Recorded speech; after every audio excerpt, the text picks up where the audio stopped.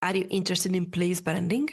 Our summary today works with the book titled The Civic Brand, The Power and Responsibility of Place from 2025 by Ryan Short. This is a great preparation to our next interview with Ryan Short in episode 366, talking about place branding and the Civic Brand. Since we're investigating the future of cities, I thought that it would be interesting to see how we can utilize place branding more than just a marketing tool. This book highlights space branding as a necessary strategic tool to combat fragmented reactive urban planning and balance out people, profit, and place as the triple bottom line. What is the future for cities? Do you want to learn more about them? Do you want to know how others think about them? Do you want to be part of the conversation? Then this is the right place. Welcome to today's What is the Future for Cities podcast and its research episode. My name is Fanny, and today we will introduce a research by summarizing it. The episode really is just a short summary of the original investigation, and in case it is interesting enough, I would encourage everyone to check out the whole documentation. This conversation was produced and generated with Notebook LM as two hosts dissecting the whole research.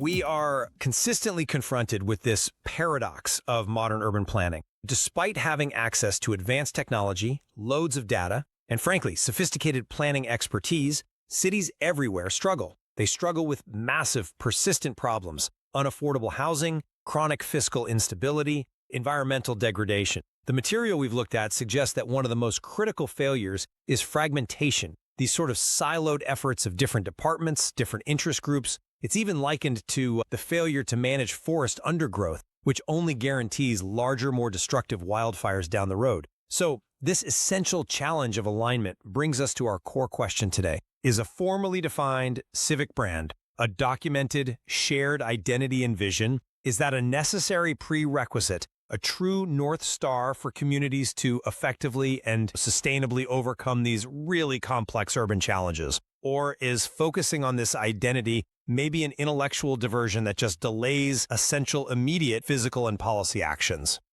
rooted in existing localized needs? I contend that the civic brand is the crucial, missing, strategic connective tissue. It's the framework that I believe must precede and guide all successful long-term action, ensuring every investment contributes to a unified, resilient future. I come at it from a different way. While I fully appreciate the aspiration for a cohesive vision, I argue that authentic identity is earned. It's not declared up front. Resources and political will, I think, must prioritize urgent, targeted policy and physical improvements right now. Interventions that demonstrably address fundamental community needs. Authentic identity, what the source material calls the civic brand, that should emerge organically from those consistent actions. The real risk of waiting for some overarching North Star is that we prioritize maybe an intellectual exercise over addressing fundamental physiologic and safety needs, ultimately delaying necessary interventions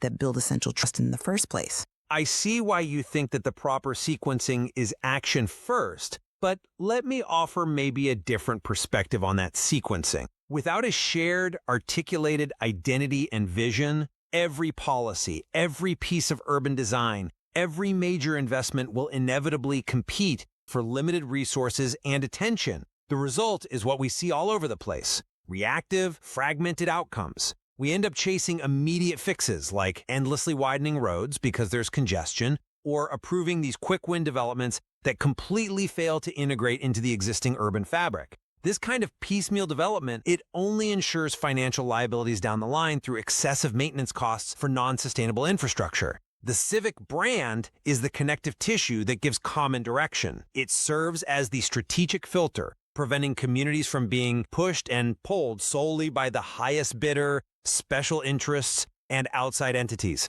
It provides the framework that enables leaders to act with clarity and, crucially, long-term purpose. For instance, look at High Point, North Carolina. The process of defining their core identity moved them beyond simply being the furniture capital. They realized their true identity was about making something. That brand realization then served as the catalyst to prioritize and align capital projects specifically addressing community weaknesses like housing and food insecurities. The brand must guide, not follow, if we're going to achieve systemic change. That's a compelling argument for clarity. But have you considered the cost of the delay?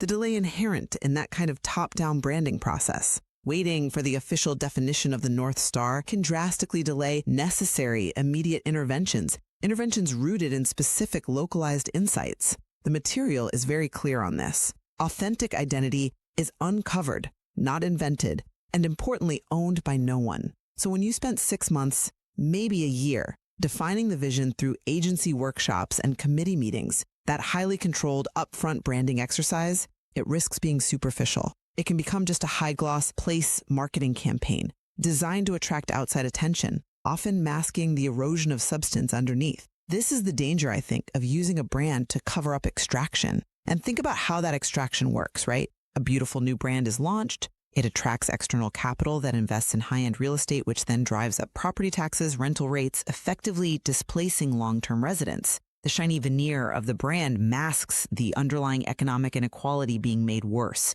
We read the anecdote shared in Chapter 10 about the mother walking up that steep, heat-soaked hill, pushing a stroller full of groceries in a food desert, simply because there was no sidewalk. That problem is immediately apparent through simple qualitative observation. It requires immediate human-centered action. It doesn't need a prolonged engagement process to determine its priority within some formal civic brand framework. That is a powerful image. Absolutely. It illustrates a clear, immediate safety and humanitarian need. And I agree, those needs should be addressed rapidly. However, my concern is that those reactive solutions are often unsustainable if they are not guided by a foundational, forward-looking vision. Let's go back to the forest analogy for a second. When we react solely to crisis, like just putting out localized fires, without understanding the larger forest ecosystem, we disrupt the natural cycle, allowing excessive fuel to accumulate, ensuring the next fire is catastrophically worse. In an urban context, a sudden decision to build that sidewalk, while laudable, might be done in isolation. Does it connect to a future transit stop? Does it integrate with a citywide plan for active transportation? If not, we've simply addressed one isolated symptom, possibly leading to future planning conflicts or increased unexpected maintenance costs years down the line. The brand provides the foundational framework needed to guide growth and ensure it's the right kind of growth, steering away from those long-term financial liabilities and ensuring coherence across multiple departments.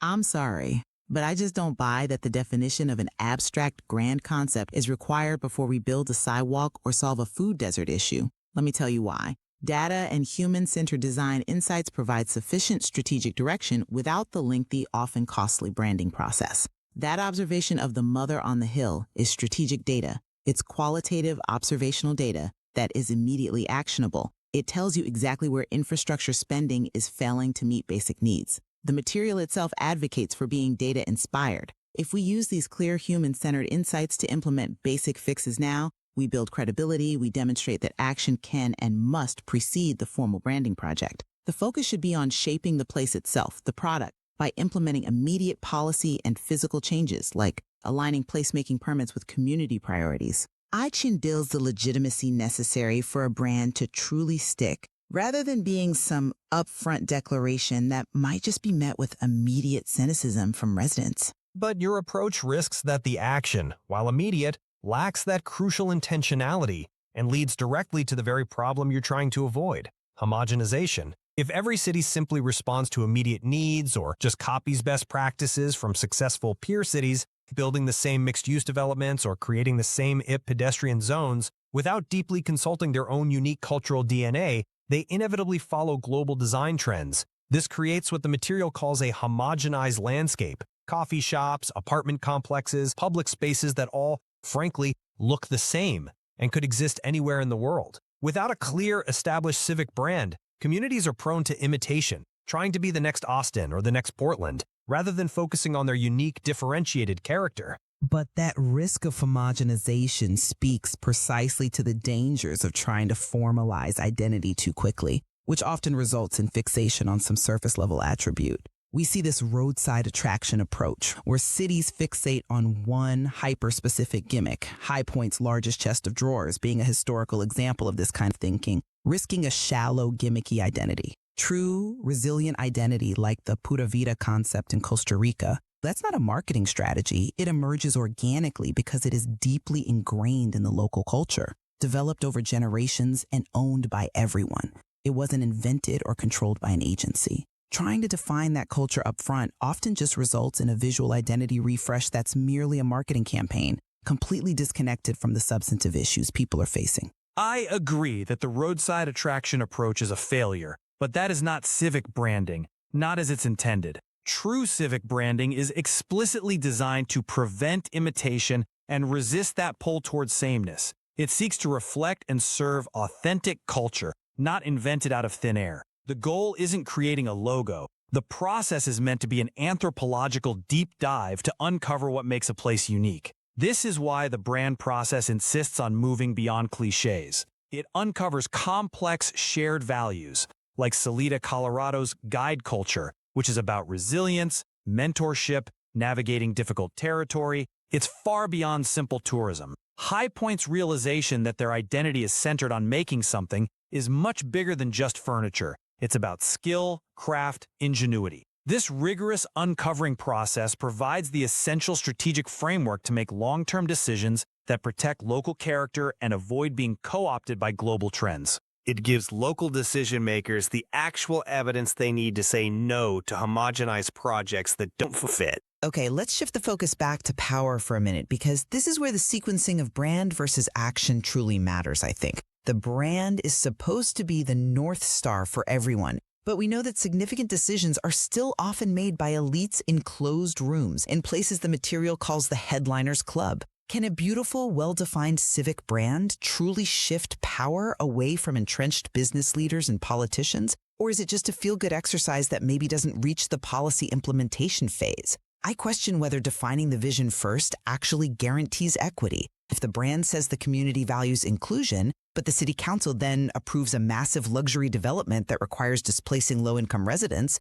the brand is rendered instantly meaningless, isn't it? The only way to brand proves its value is through action. And busking in a music city like Hamilton, that's the only way the brand demonstrates that it matters to the people on the street.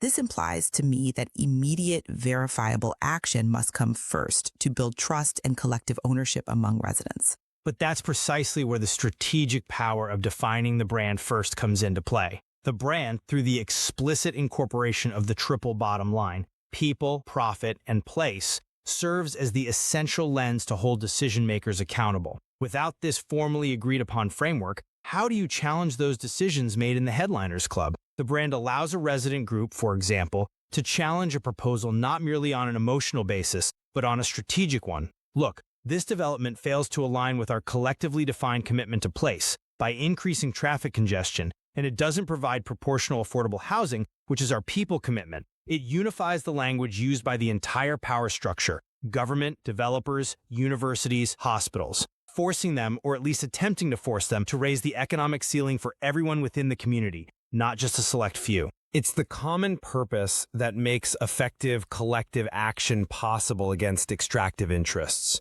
If you don't define the common purpose first, you simply have a messy, fractured group of stakeholders who aren't held accountable to a single unified set of values. I agree that accountability is the objective, absolutely. But if we don't start by getting the foundational basics done, the things that address physiological needs and build trust, that misalignment will persist. If people feel like their immediate, visible needs are ignored while the city spends time and money on abstract vision statements, their sense of ownership just erodes entirely. The belief that they can shape their community is forged by seeing immediate, substantive changes that make their lives safer and better, not by reading a shared vision statement developed by consultants, however well-intentioned. You can only demand accountability to the brand if the community first believes the people in power are genuinely committed to improving their lives today. Ultimately, my position remains that fragmentation is the fundamental threat to long-term community health and resilience. The civic brand is the non-negotiable strategic filter that ensures growth is guided, ensures investment serves locals first, and connects diverse stakeholders through a common documented purpose. It moves us beyond reactive solutions towards proactive, sustained stewardship. And I maintain that placing the definition of the brand first risks both superficiality and dangerous delays in addressing immediate observed community needs. A strong, authentic identity isn't a blueprint you draw up beforehand. It is the natural consequence of collective action and physical improvements. It is forged in the execution of policies that tangibly improve life. You build the great place first, and the strong identity follows. This is an insightful tension, isn't it? And one that the source material itself suggests is sometimes necessary. Great places, like New York City perhaps, are often born from embracing complexity, tension, and contrast, rather than seeking simple, immediate consensus. What is the future for cities podcast?